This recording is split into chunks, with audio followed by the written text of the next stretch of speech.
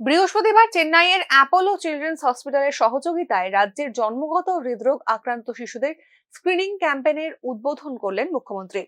জানা গিয়েছে, রাষ্ট্রীয় বাল স্বাস্থ্য কার্যক্রমের ব্যবস্থাপনায় আগরতলা গভর্নমেন্ট নার্সিং কলেজ ও আইজিএম হাসপাতাল পরিসরে আয়োজিত এই শিবিরে সুবিধা লাভ করবে শতাধিক শিশু।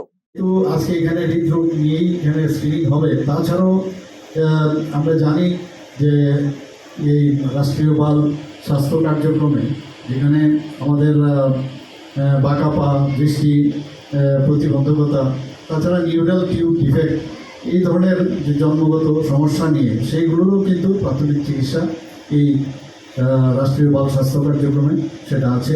অস্ত্রোপচারের ব্যবস্থা আছে। রাজ্যে এখন পর্যন্ত প্রায় 1021টি, আমি নিজেও অনেক এই ধরনের হেয়ার লিফট আমি নিজেও এই চিকিৎসা আমি করেছি, আমি সেখানে ইনভলভও ছিলাম।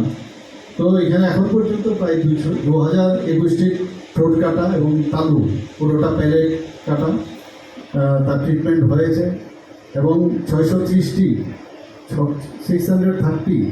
জন্মগত যাদের হৃদরোগ তাদের ট্রিটমেন্ট হয়ে। এদিনের এই অনুষ্ঠানে মুখ্যমন্ত্রী ছাড়াও দপ্তরের আধিকারিক সহ অন্যান্য রাজ্য ও বহির্রাজ্যে বিশিষ্ট চিকিৎসকরা উপস্থিত ছিলেন। Bureau report, news now.